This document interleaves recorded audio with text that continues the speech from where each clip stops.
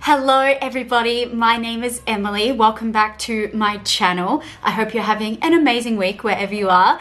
Today I am doing my very first Q&A on this channel. Can you believe it?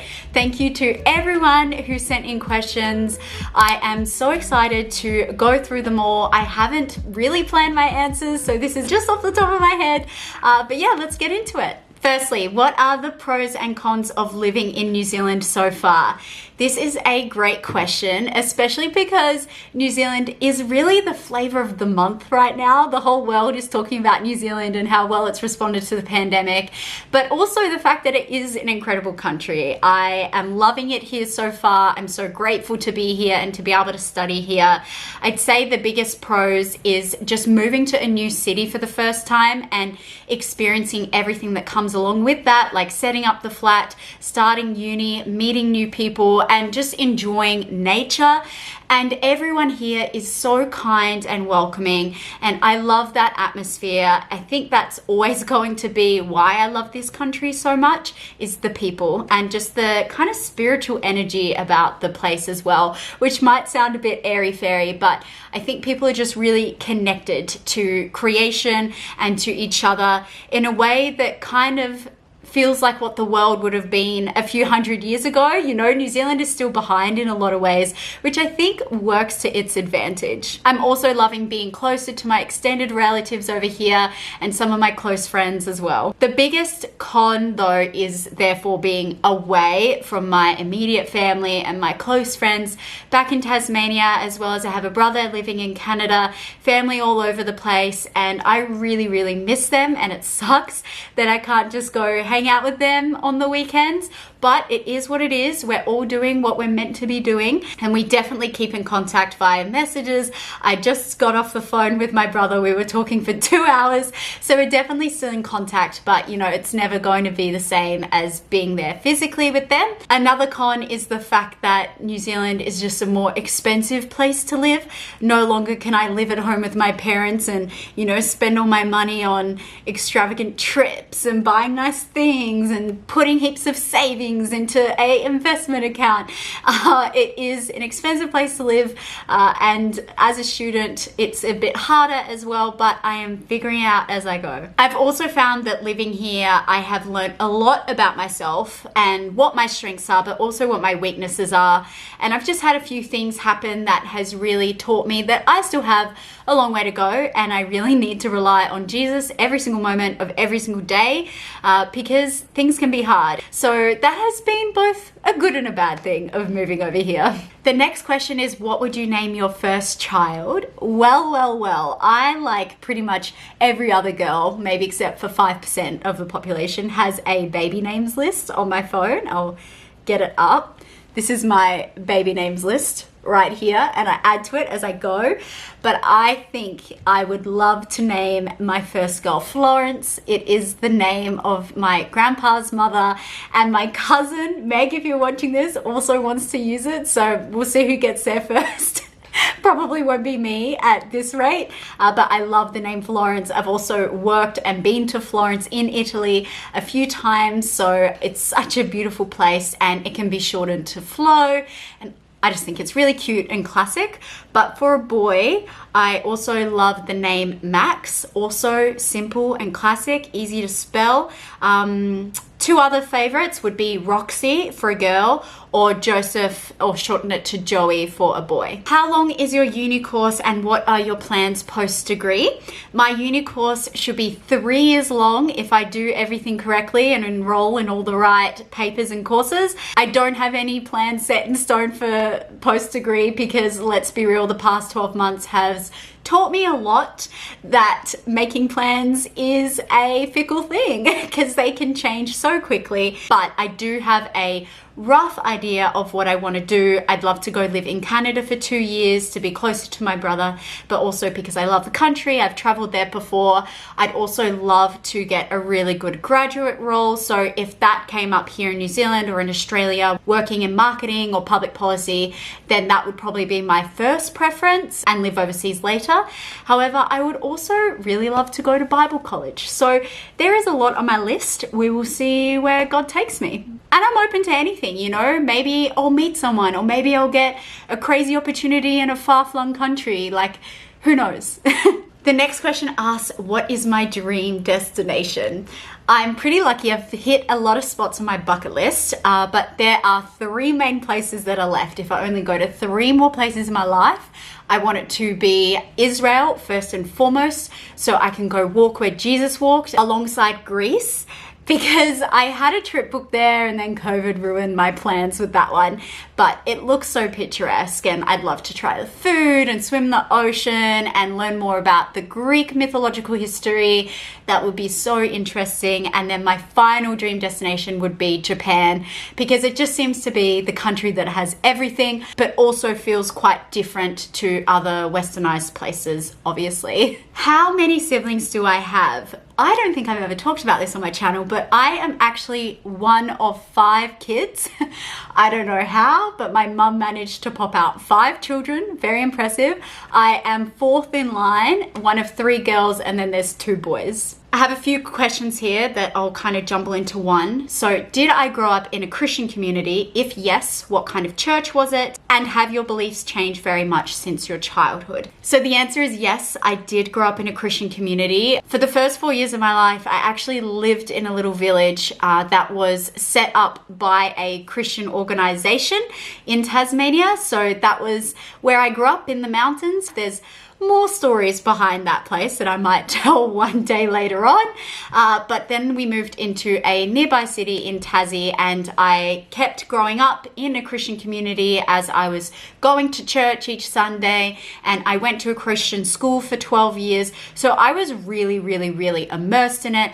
But if you know anything about my story, you know that my beliefs kind of changed later on as I was trying to figure things out. And honestly, I didn't believe that God was real for a few years there. Thankfully, I have since come back to Jesus, and he has completely saved me and showered me with his love.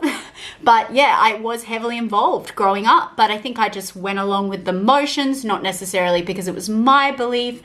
And that's okay. I was really lucky to have a positive upbringing in the church.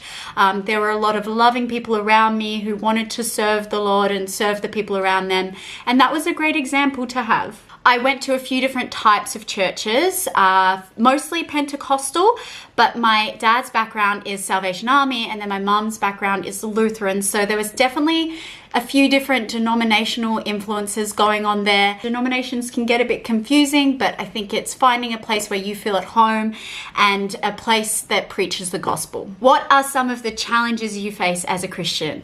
Well, I face many challenges as a Christian every single day. I also have a lot of joy and peace because of it.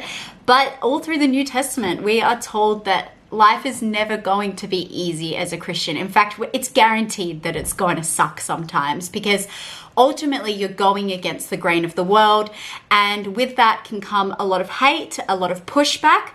So it's really about kind of just, dying to myself every day and trying to be more like Jesus in everything that I do. And it can be hard because I'm selfish. Ultimately, I want what I want, and it can be hard to turn away from that when I know that it's not going to bring true fulfillment. There is a verse that I want to share that really has stuck out to me. It is John 12 verse 25. Anyone who loves their life will lose it, while anyone who hates their life in this world will keep it for eternal life. So basically, it's a very intense verse, but it's saying that really to live a full life with Jesus, we have to surrender our lives. But that is where the true joy comes from. And I have learned that over and over and over again. So the challenge of being a Christian is waking up every single day and saying, you know what? I'm going to put myself aside and I am going to live for God, live for something greater than myself, and try and serve the people around me in whatever way I can, even when it's hard, even when I'm feeling tired, even when people openly say that they don't like me, which can really hurt sometimes. Just keep running the race that God has set before me. A little more lighthearted. Next question is, what is your favorite food? Well, I tell you what, my very first word that I uttered on this planet was yum. So from, day dot, I was a foodie, and that has continued on. I love food. I've tried food all over the world. I love making and cooking food, trying out new places. On my Google Maps for Wellington, almost all the flags here are places that I want to go eat. Because I know there's a lot of good food here that I want to try. If you have any recommendations for Wellington or New Zealand in general, put it in the comments where I should go eat. But my favorite food, such a tough one. I love fresh seafood, like where someone's gone fishing, you bring it back and you cook it up with really good spices and veggies, and you can enjoy a cider or a glass of wine, just something super fresh, but on the, more unhealthy side that I still definitely enjoy from time to time because life is about balance. I love a good pizza. I'm also definitely a sweet tooth, so I get chocolate cravings more often than not. I think my main favorite food staple though has got to be peanut butter. Really does go with everything. I'm sure I'll think of more later that I'll regret not sharing. The next question said, what are things about your flat that absolutely make sense? So kind of interpreted it as, what do you love about your flat? I love the natural light in this flat. As you can tell, I am not filming with any light at the moment. I probably should be. I really need to buy a ring light or something to become a real YouTuber. But yeah, I love the natural light. My room gets heaps of it in the morning time, which keeps it warmer. It also feels like a really nice size. It's not too big, it's not too small. If it was bigger, I think I would buy things that I don't need and just fill up the space. But if it was smaller, I think it would feel like a shoebox. My least favorite thing is definitely the size of the kitchen, and I don't have a real door on my bedroom. It's just a wooden sliding door. So that's a bit unfortunate, but overall, I love it. Oh, and the shower head water pressure is mint. That is very important for me. I love a good hot shower at the end of the day, so very happy about that. And as well, it's a really good location. The next question's a little bit funny. It says, I'm not sure which way you swing, but I'm guessing straight. Would you ever date a person who has a different religious background to you? First and foremost, yes, I am straight. Well, I think I am. And I wouldn't date anyone with a different religious background. Maybe I would have given you a different answer to that a few years ago because I was a bit more lenient on my beliefs. But my faith has really strengthened, especially over the past year. And now being with someone, especially on the long term, who shares the same beliefs as me is pretty much a non-negotiable. How many boyfriends have you had? Well, the answer is big fat 0. I have never been in a committed relationship.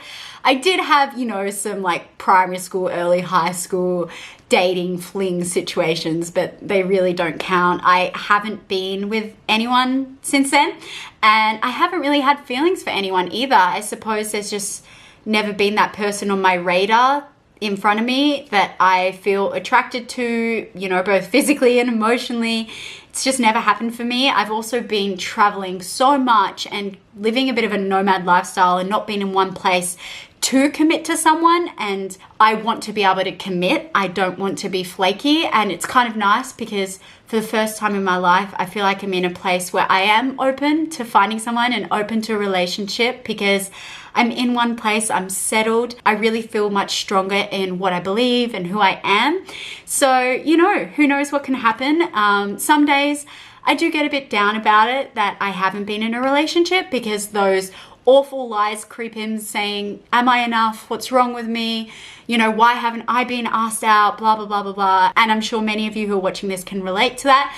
But I just think that is a big fat lie that the devil feeds us to make us feel crap about ourselves. And the reality is that the timing has just never been right. And I actually feel protected because of that. I feel like I haven't been hurt. I haven't been with the wrong person. And I'm so grateful to God for everything I have experienced, and I couldn't have done what I've done if I was in a relationship. So it's going to be interesting where we go from here. Who is the one person that you admire, not family? Obviously, I'm not just going to pick one person. I admire so many people, and it's hard not to say my grandma or my mum. But I think as far as people I don't know that I admire would definitely be, strong Christian women who have done some amazing things and are just super authentic. People like Bethany Hamilton. I love her so much. She just had another baby. Sadie Robertson, Christine Kane, Brene Brown, all about that female strong empowerment, But other than that, my closest friends, the ones that aren't here with me in New Zealand and one or two that are, I think any person these days who can be completely unashamedly themselves is someone that I admire in a culture which tells us to be so many other things but ourselves to fit a certain mold. So if you are doing your best with what you have right in front of you, the way I see it is if I try and be like anyone else, I'm just going to be a second-rate version of them. And I want to be a first-rate version of myself. So I just admire people who are trying their best and chasing after their dreams and admit that they don't get it right all the time, but they're just giving it a go. Final question is New Zealand or Tasmania? Okay. This might be the hardest question of them all because my heart is in both of those places. I was raised in Tasmania. I lived there for the first 20 years-ish of my life. So obviously it holds a special place in my heart, and it's just such a wild island with so many beautiful landscapes and just this really special vibe that I've never found anywhere else in the world. I'm so grateful I got to grow up in such a great community with people who valued that and valued nature. And it's probably also why I love New Zealand so much, because Tasmania and New Zealand are quite similar. They're often compared because they do share the same values overall, a similar culture, but also have similar landscapes too. I've always had a deeper spiritual connection with New Zealand, and I think that's mostly obviously because my parents are from here, and so I've always felt very at home here. I was raised by my parents who also have those deep Kiwi values, and that really played a big role in who I am now. And so I've always just felt this really strong connection to New Zealand. I think the next few years is really gonna be the test, Tassie or New Zealand. I don't know, I can't pick. I love them both. So that's an unfair question. Yeah, no, I don't know. I was trying to get to a conclusion, but it's not going to happen today. All right, so that is all the questions that I'm going to answer today. Let me know if you enjoyed it. Would you like to see more Q&As or more assumption videos? I'm told in YouTube land that, I don't have enough subscribers to do that, but I disagree. I love you guys, and I've been really enjoying connecting with you, and doing more of a casual video like this maybe shows more of my personality that you might not see in other videos. And yeah, it's just a great way to hang out. If you're new here or you haven't subscribed yet, make sure you do down below before you go, and also thumbs up this video so it can get out into YouTube land and more people can come and hang out with us here on my channel. Have an amazing day wherever you are, and I will see you next time. Bye.